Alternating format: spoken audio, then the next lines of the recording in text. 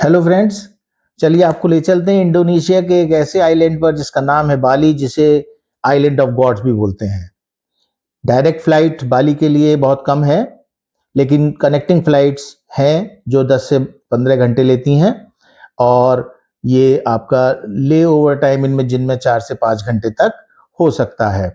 और ये ले ओवर आपका कुआलालंपुर, सिंगापुर या मलेशिया कहीं भी हो सकता है। बाली एयरपोर्ट का नाम नुगरा राय डेनपसार एयरपोर्ट है, और यहाँ बाली एयरपोर्ट पहुँच के सबसे पहले आपको जो करेंसी एक्सचेंज करा लेनी है, वहाँ पर इंडोनेशियन रुपी चलता है, जो 10,000 इंडोनेशियन रुपी लगभग हमारे इंडियन रुपीज में 55 रुपीज के बराबर होता है। और वहाँ बड़ी करेंसी चलती है, 1 lakh rupee, 1 lakh Indonesian rupees equal to 630 rupees approximately. तो नेक्स्ट डे ब्रेकफास्ट करने के बाद हम लोग निकल चलते हैं बाली एक्सप्लोर करने के लिए।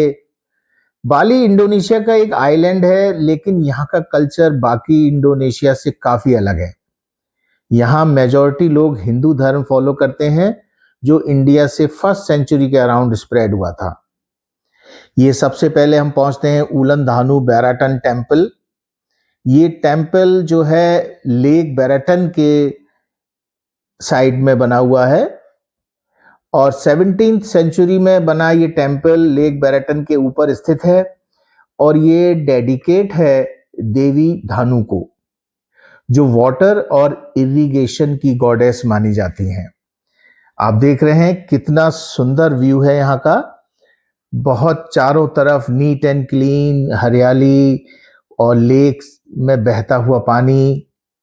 बाली की जो फार्मिंग सिस्टम है, जिसे सुबक बोलते हैं, वो भी इसी बिलीफ पर बेस्ड है, जहां वाटर को सेक्रेड माना जाता है। इसलिए ये टेम्पल सिर्फ रिलीजियस ही नहीं, बल्कि बाली के एग्रीकल्चर सिस्टम का भी एक इम्पॉर्टेंट पार्ट है।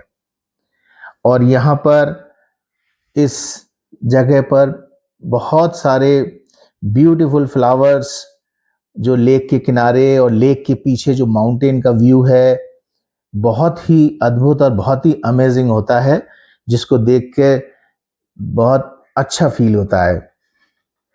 और इसके बाद हम निकल जाते हैं गिटगिट वाटरफॉल देखने के लिए। यहाँ से हम लोग पहुँचते हैं गिटगिट वाटरफॉल, जो एक 3-4 किलोमीटर का ट्रैक था जो नीचे जाता है, और फिर वहाँ से हम लोग चल दिए। फिर हम पहुँचते हैं बंजार हॉट स्प्रिंग्स, जो वॉल्केनिक एक्टिविटी की वजह से नेचुरली हीट होते हैं। बाली एक वॉल्केनिक आइलैंड है, इसलिए यहाँ ऐसे नेचुरल स्पास मिलते हैं। नेक्स्ट डे हम लोग निकलते हैं नूसा पेनिडा आइलैंड के लिए, जो कि एक फुल डे टूर था। नूसा पेनिडा एक आइसोलेटेड आइलैंड था, जहाँ लोगों का मानना था कि ये स्पिरिचुअल एनर्जीज का घर है।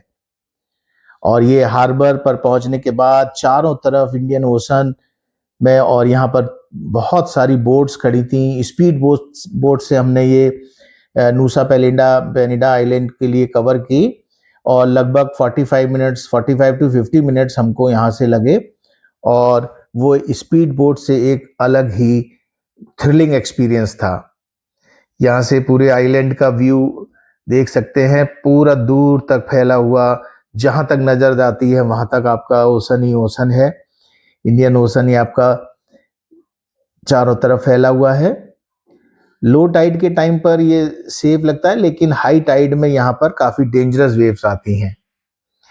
यहीं इसी ओशन के पास बिलाबोंग और ब्रोकन बीच, यहाँ पर ये स्पॉट्स हैं देखने के।